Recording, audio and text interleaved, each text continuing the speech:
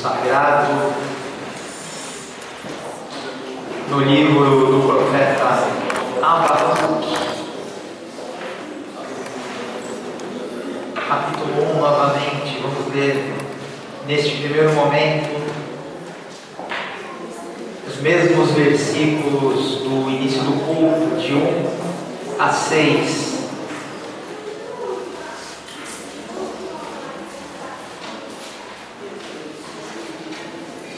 Livro de Abacuque, versículos 1 a 6. Aleluia, aleluia, aleluia. Diz assim: sentença revelada ao profeta Abacuque. Até quando, Senhor, clamarei eu, e tu não me escutarás? Gritar-te-ei violência, e não salvarás? Por que me mostras a iniquidade? Me fazes ver a opressão? Pois a destruição e a violência estão diante de mim. Há contendas e o litígio se suscita. Por esta causa a lei se afrouxa e a justiça nunca se manifesta, porque o perverso cerca o justo, a justiça é torcida. Vede entre as nações, olhai, maravilhai-vos e desvanecei, porque realize em vossos dias obra tal que vós não crereis quando vos for contada. Pois eis que suscita os caldeus, nação amarga e impetuosa, que marcham pela largura da terra para apoderar-se de moradas que não são suas. Vamos orar. Senhor Deus bendito, pedimos a Ti, ó Senhor, que a Tua verdade se manifeste a nós, ó Deus. Que a Tua palavra se manifeste a nós, Senhor. Que a Tua vontade se revele a nós, Senhor. Fale conosco pela Tua graça, Senhor. Em nome do Senhor Jesus. Amém. Pode sentar-se.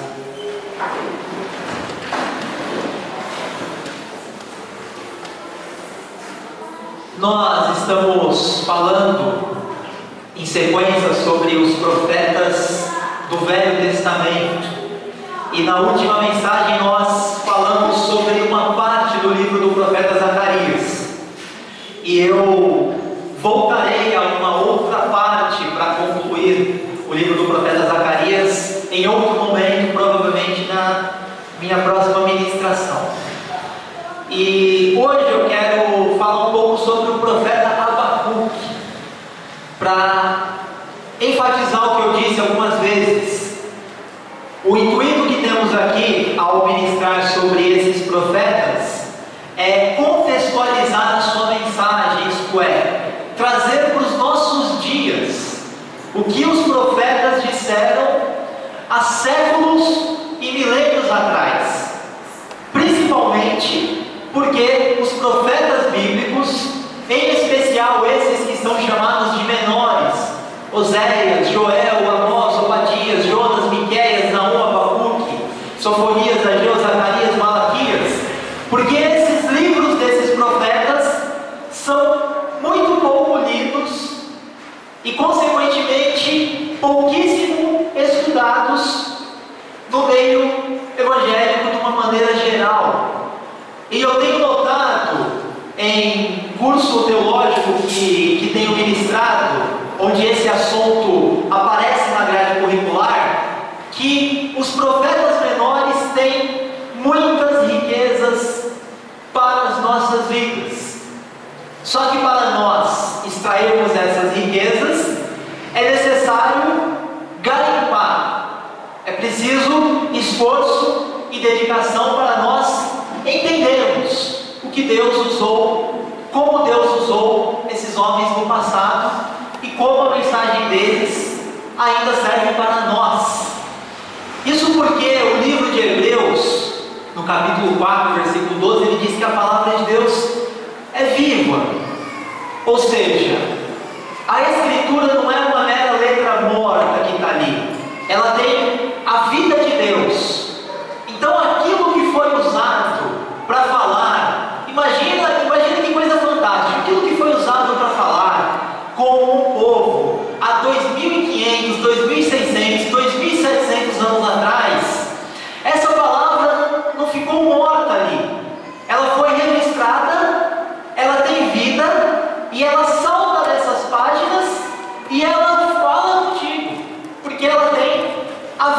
de Deus. Quando Paulo fala da Escritura ser inspirada por Deus, Paulo usa uma palavrinha grega que significa sopro de Deus. Quando Paulo fala que a Escritura é inspirada, a palavra que ele usa na sua língua é: a Escritura foi soprada por Deus. É a mesma ideia que aparece lá no Gênesis de Deus soprar a vida no homem. Isto é, da mesma maneira que nós temos a vida de Deus em nós, a Escritura tem a vida de Deus aqui dentro dela. Por isso que ela continua falando conosco, ela vive, ela não para, ela está em movimento. Então, faz-se necessário nós nos voltarmos para ela e, com dedicação, buscarmos entendê-la. O profeta Abacuque, como eu sempre gosto de dizer, ele viveu na mesma época em que o profeta Jeremias viveu. E algumas coisas que eles dizem são, inclusive, semelhantes. A época em que o profeta Abacuque viveu era uma época de crise. Uma boa parte do seu povo, a parte que nós chamamos hoje de a parte do norte de Israel, essa parte já tinha praticamente sido extinta. Boa parte do povo de Israel já tinha sido levada para um país vizinho, e essa parte desse país foi tomada por estrangeiros, conforme os profetas já tinham dito anteriormente. E Abacuque está vivendo numa época de mais uma crise iminente, ou seja, um outro poder estrangeiro estava para invadir a outra parte da nação de Israel que tinha sobrado, a parte do sul. Então, uma crise terrível tinha acontecido, e uma crise terrível está para acontecer. É nesse contexto em que está o nosso caro profeta Abacuque. E ele tem, no meio dessa crise iminente, algumas coisas muito importantes a nos dizer. E a primeira coisa que ele quer nos dizer está nos primeiros 4 versículos que nós lemos agora há pouco. Abacuque, ele está se queixando e ele está perguntando: Senhor, até quando o Senhor não vai responder às minhas orações? Senhor, até quando eu vou gritar violência e o Senhor não salvará? Preste atenção que a Bíblia não é um livro que censura as dúvidas e os questionamentos que nós temos a respeito de Deus e a respeito das coisas da vida. A Bíblia é um livro que permite, inclusive tem dentro de suas páginas, vários questionamentos dos homens a respeito do próprio Deus. Pense num Deus que permite, e que não só permite, mas que traz isso para a sua palavra. Registros de homens se questionando e perguntando: Senhor, por que nesse mundo mal o Senhor não faz justiça? Deus não censura as dúvidas e os questionamentos do coração humano. Quando nós olhamos só para o mundo como ele é em si, sem esperança e sem fé de que um dia haverá uma nova ordem, um novo mundo criado por Deus, quando nós olhamos apenas o mundo como ele é, nós chegamos à conclusão que o escritor do livro de Eclesiastes chegou. Ele diz lá no capítulo 4 do seu livro, ele fala de 3 categorias de pessoas: os vivos, os mortos e os que não nasceram ainda. E o escritor do livro de Eclesiastes fala: olha, melhor do que os vivos são os mortos, por causa de todo o mal que existe debaixo do sol. E melhor ainda do que os mortos são aqueles que não nasceram, aqueles que ainda não tiveram a oportunidade de ver a maldade que existe nesse mundo. Quando nós olhamos só para o mundo em si, esperança da fé de que um dia Deus fará justiça e criará todas as coisas, quando nós olhamos apenas como as coisas funcionam, nós perdemos a esperança e nós chegamos a uma conclusão como essa. No auge do seu sofrimento, o nosso nobre Jó, ele chegou a dizer que Deus tapava os olhos dos juízes e que Deus se ria quando a calamidade atingia a terra. Com base em passagens como essa, o escritor evangélico Philip Yancey, ele escreveu há alguns anos atrás um livro chamado Decepcionado com Deus, um livro que fala com pessoas que sofrem e não encontram uma resposta. E o Philip Yancey diz que quando ele escreveu esse livro e propôs esse título, a editora quis mudar para algo mais ameno, como Vencendo a Decepção com Deus. E o Philip Yancey falou: não, é Decepcionado com Deus o título do livro, porque mesmo o nosso Deus, ele não censura o sentimento humano, mesmo que esse sentimento humano, em um momento de desespero, de angústia e de falta de fé, questione a ele próprio. E nesse primeiro momento, olhando apenas o cenário, o profeta Abacuque se pergunta ao Senhor: meu Deus, por que o Senhor não escuta a minha oração? Certamente haverá momentos em que qualquer cristão sincero fará essa pergunta. E não é porque Deus não estará ouvindo, como eu disse aqui, Deus ouve todas as nossas orações. Só que a Bíblia não trata apenas do que Deus é ou faz. A Bíblia trata também da nossa percepção, ainda que ela esteja equivocada. Ainda que nós estejamos equivocados, a Bíblia trata do nosso sentimento. E muitas vezes nós dizemos: Senhor, por que o Senhor não escuta a minha oração? Deus está lá escutando, tenha certeza disso. Mas haverá momentos em que você se sentirá como se Deus não estivesse ouvindo. E Deus não censurará o teu coração se você com sinceridade perguntar a Ele: Senhor, por que tu não me ouves? Deus está lá te ouvindo. Deus nunca deixará de te ouvir. Mas as Escrituras, leia o livro de Salmos, leia o livro de Salmos e perceba como o sentimento humano é instável, como o homem oscila.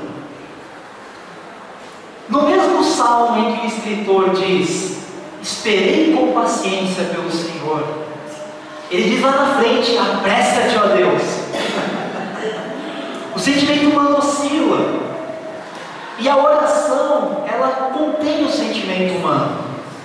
A oração, ela não deve ser uma coisa pronta, mecânica, ela deve ser uma expressão do nosso sentimento. E o nosso sentimento, ele é instável. E Deus entende essa instabilidade humana porque foi Ele quem criou o humano. E nós vemos nas páginas da Escritura, da Bíblia, da Palavra do Senhor, a manifestação do ponto de vista do homem. Como o homem enxerga a vida, como o homem enxerga as coisas de Deus. E curiosamente, e infelizmente em algumas outras áreas de conhecimento, na própria filosofia, alguns filósofos concluíram que, porque existe o mal no mundo, não pode existir um Deus bom e onipotente que cuida do mundo e que criou o homem. Só que a Bíblia se antecipa a esses questionamentos e permite que em alguns momentos homens de Deus, homens de fé, homens grandiosos, diante do mal que existe no mundo, eles se questionem. E curiosamente, em alguns momentos, pelo menos do ponto de vista humano, da nossa ansiedade momentânea, não existe uma resposta satisfatória para nós, ainda nessa vida, a não ser pela fé. A não ser quando você crê e fala: não, há um Deus que criou todas as coisas, e Ele sabe o que faz, e Ele fará justiça um dia. Essa é a única resposta que temos. Mas ela nem sempre satisfaz a nossa ansiedade humana. E faz-se necessário nós entendermos que a fé, ela tem que vir antes de todas as coisas, ainda que ela não responda tudo o que você quer saber. Na vida nós não temos todas as respostas a respeito de algumas coisas terríveis que acontecem. Por isso que é necessário fé. O justo viverá da fé, vai dizer aqui o mesmo profeta Abacuque. Sem fé não é possível andar com Deus e viver o Evangelho de Jesus. Segundo ponto que aparece aqui no livro do profeta Abacuque é a respeito da lei da colheita segundo a semeadura. Vamos ler comigo aqui, ainda no capítulo 1, os versículos de 6 a 10.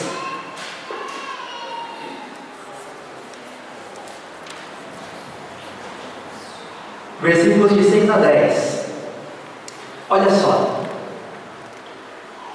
Pois eis que suscita os caldeus, nação amarga e impetuosa, que marcham pela largura da terra, para apoderar-se de moradas que não são suas. Eles são pavorosos e terríveis, e criam eles mesmos o seu direito e a sua dignidade. Os seus cavalos são mais ligeiros do que os leopardos, mais ferozes do que os lobos. Ao anoitecer são os seus cavaleiros, que se espalham por toda parte. Sim, os seus cavaleiros chegam de longe, voam como águia, que se precipita a devorar. Eles todos vêm para fazer violência. O seu rosto suspira por seguir avante. Eles reúnem os cativos como areia. Eles escarnecem dos reis. Os príncipes são objetos do seu riso. Riem-se de todas as fortalezas, porque, amontoando terra, as tomam. Por que eu estou dizendo que isso daqui é um texto que fala da colheita segundo a semeadura?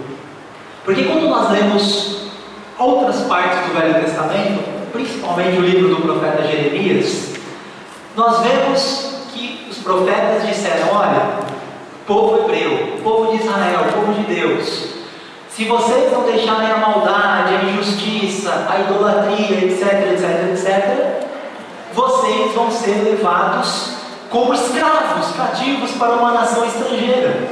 Os profetas cansaram de dizer isso. Leia o livro de Jeremias e você vai ver que Jeremias cansou de dizer isso.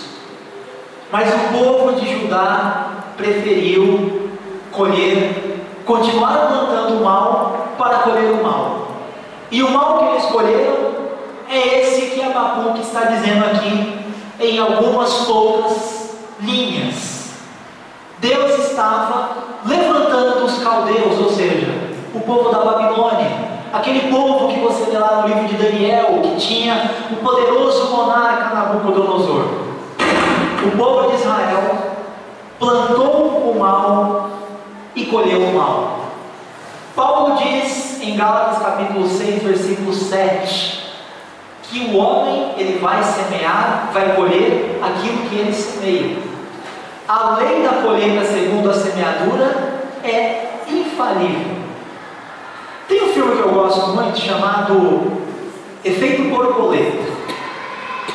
É um filme que ele parece um pouco complicado, mas ele tem uma mensagem muito interessante, que é exatamente a lei da colheita segundo a semeadura. Só para você ter uma ideia, você que não assistiu esse filme, ele é um filme que vai e volta.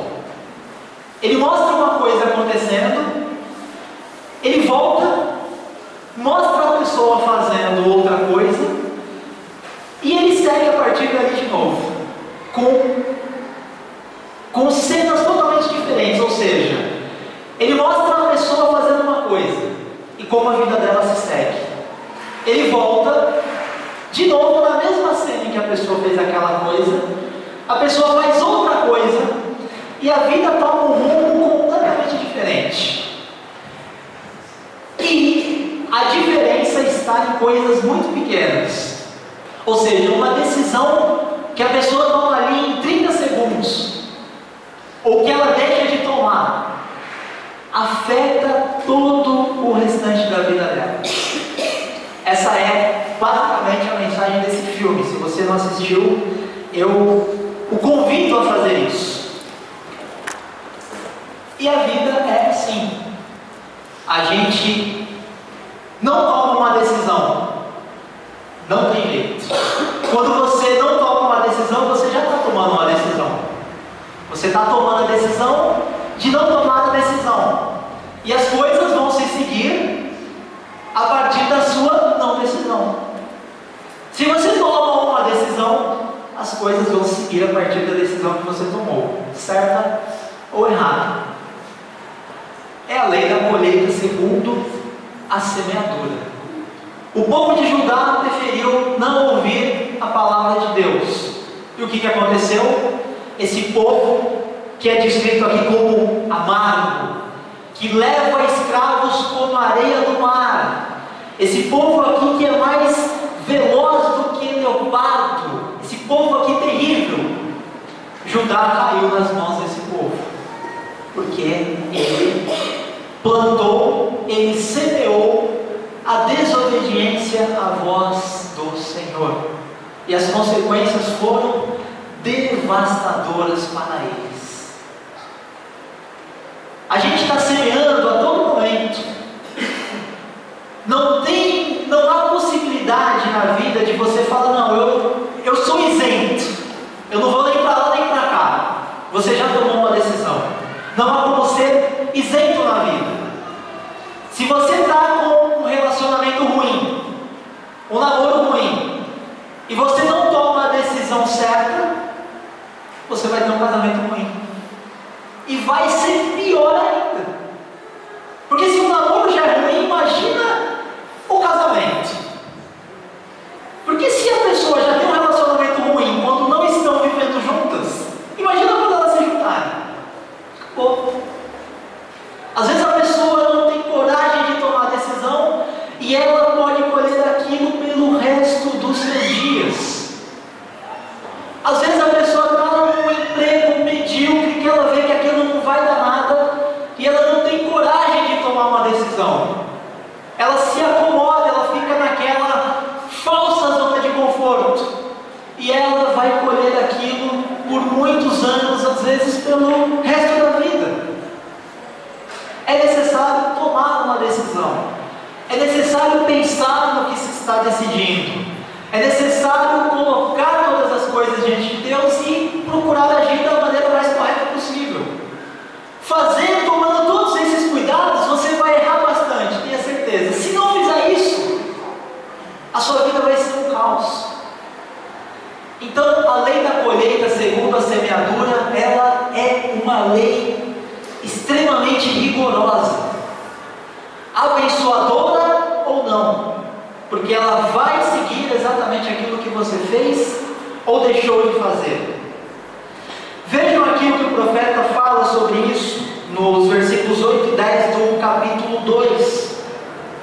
Olha o que ele fala aqui: visto como despojaste a muitas nações, todos os mais povos te despojarão a ti, por causa do sangue dos homens e da violência contra a terra, contra a cidade e contra todos os seus moradores. Ai daquele que ajunta em sua casa bens mal adquiridos, para pôr em lugar alto o seu ninho, a fim de livrar-se das garras do mal. Vergonha maquinaste para a tua casa, destruindo tu a muitos povos, pecaste contra a tua alma. Agora a profecia se dirige aqui contra os caldeus, contra o povo da Babilônia. Eles estavam por cima, eles estavam se dando bem, eles estavam fazendo o que eles queriam. Mas da mesma maneira que o profeta Jeremias, Abacuque está dizendo aqui, olha, vocês estão fazendo todo esse mal.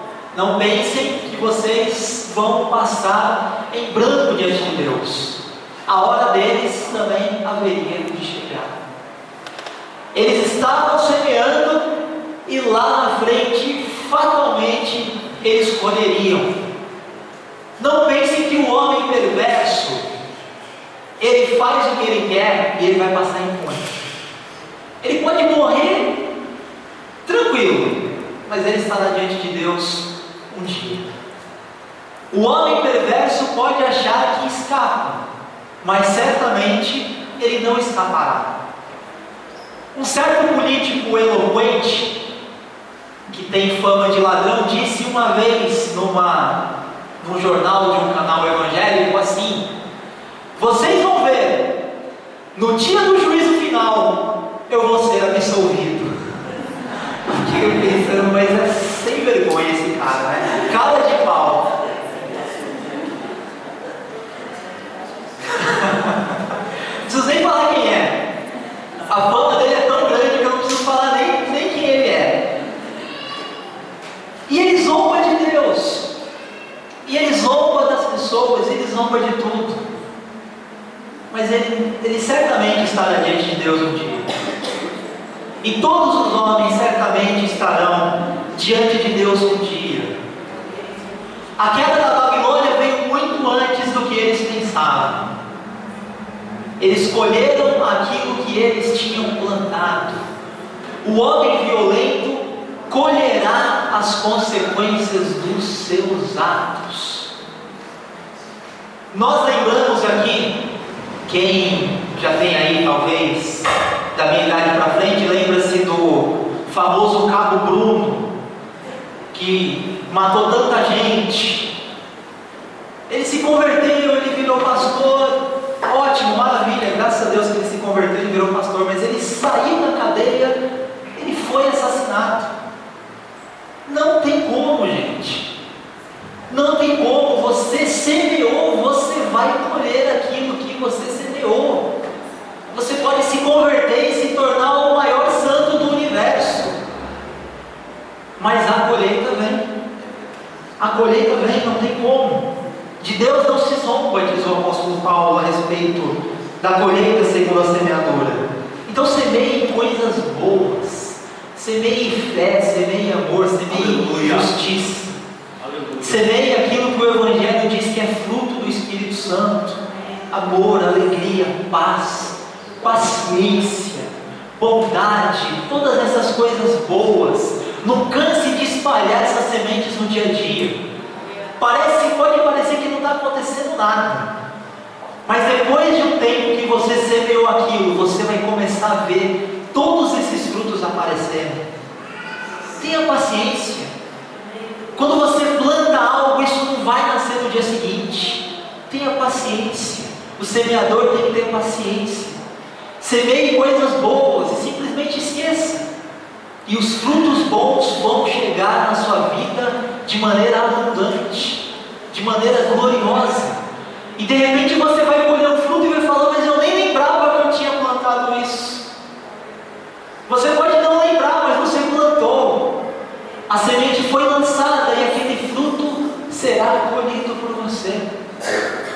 O apóstolo Paulo disse assim: meus irmãos, Deus não é injusto para se esquecer dos trabalhos das mãos de vocês.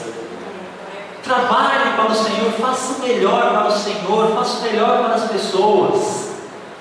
Esqueça, não fica lá: meu Senhor, isso daqui eu fiz, é o que é. Esquece, faz o bem e esquece. Não fique cobrando a Deus nem a ninguém. Faça, e Deus vai te dar abundantemente. Tenha certeza disso.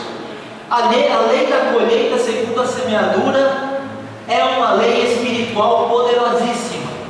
E tanto melhor para você se semear coisas boas, sem ficar esperando nada em troca, sem barganha. Faça o bem que Deus vai te recompensar naturalmente e você vai colher. E terceiro ponto aqui para encerrar. Leia comigo aqui o capítulo 3 do livro do profeta Abacuque.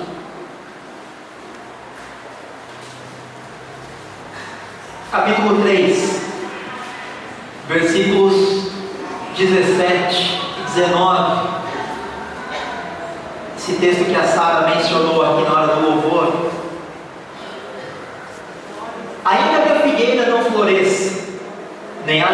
na vide, o produto da oliveira minta, e os campos não produzam mantimento. As ovelhas sejam arrebatadas do aprisco, e nos currais não haja gado. Todavia, eu me alegro no Senhor, exulto no Deus da minha salvação. O Senhor Deus é a minha fortaleza, e faz os meus pés como os da corça, e me faz andar altaneiramente. Esse texto fala de uma confiança incondicional no Senhor. Nós sabemos que Deus é um Deus generoso, nós sabemos que Deus é um Deus que abençoa, mas nós temos visto que a propaganda religiosa na televisão, ela pega esse aspecto da palavra de Deus, do relacionamento de Deus com o homem, e torna esse aspecto toda a verdade, fazendo com que as pessoas se cheguem a Deus apenas com o interesse de dar para receber mais ainda, ou seja, barganha, troca. Eu vou lá, eu dou, ele me dá, e nós estamos resolvidos. E a Escritura, ela vai muito além desse nível de troca, de barganha. A Escritura nos convida a uma confiança incondicional no nome do Senhor. Ou seja, eu tenho que tentar ser como Paulo. Eu sei que é difícil, nós estamos muito aquém de 1/3 do que Paulo foi, mas Paulo diz aos filipenses: olha, vocês fizeram muito bem em me dar essa oferta, muito obrigado, Deus vai abençoar vocês, mas eu tenho uma coisa para contar para vocês. Eu estou pronto para ter fartura e para passar necessidade. Eu estou pronto, eu estou experimentado a ter abundância e a ter fome. Ou seja, eu posso estar muito bem ou muito mal. Eu posso ter muitas coisas ou eu posso não ter nada. Eu posso todas as coisas naquele que me fortalece. É um nível de fé em que não importa o que esteja acontecendo, eu creio em Deus. Eu ando com Deus, eu creio em Deus. Pode estar esse teto caindo na minha cabeça, eu creio em Deus. Esse é o nível de fé que homens como Paulo chegaram. E mesmo grandes homens de Deus da Bíblia não chegaram ao nível de fé como ele. Aliás, talvez quase nenhum chegou a esse nível de fé em que o nosso apóstolo chegou, ao nível de confiança incondicional. Baruque era o escrivão do profeta Jeremias. O que Jeremias profetizava, ele escrevia. Era um escrivão, andava com Jeremias, lado a lado com Jeremias, a vida inteira. E Baruque estava chateado, estava desanimado, a vida estava ruim, Israel, Judá estava passando por crises terríveis, e Baruque está chateado, mas ele não falou nada, ele ficou na dele.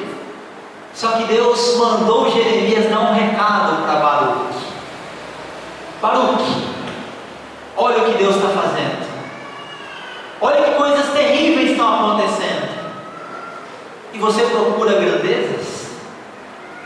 Deus tem uma recompensa para você. A tua vida te será dada por despojo. Ou seja, Jeremias, é Baruque, a tua recompensa é: a situação está terrível e vai continuar terrível, mas onde quer que você for, você vai sobreviver. Maravilha. Pensa nisso. Você está esperando, Deus vai fazer coisas revolucionárias, Deus vai mudar tudo. Era o que Baruque estava esperando. Mas a palavra de Deus por meio de Jeremias foi: Baruque, Deus não vai fazer nada disso que você está esperando, mas a tua vida te será dada como recompensa. Ou seja, você não vai morrer antes da hora. Glória. Às vezes o que Deus vai falar para a gente não é o que a gente está esperando, não é o que a gente quer, e aí é doloroso. Mas é aí que tem que ter fé. Paulo, com toda a grandiosidade da sua fé, você olha para Paulo e você às vezes não acredita que um homem como aquele existiu. Mas mesmo esse homem tinha alguma coisa que nós não sabemos, que o incomodava profundamente. Ele chama isso de espinho na carne. Um comentarista diz que esse espinho na carne era algo parecido, sabe quando alguma coisa entra aqui no seu dedo? Imagina um pedaço de madeira entra aqui, essa coisa incomoda demais. Entrou no seu dedo, era um pedacinho de madeira, uma coisa pontuda, um pedacinho de ferro, terrível. Era mais ou menos isso, a ideia de um espinho na carne. E Paulo orou ao Senhor: Senhor, tira isso da minha vida, por favor. E Paulo orou 3 vezes ao Senhor.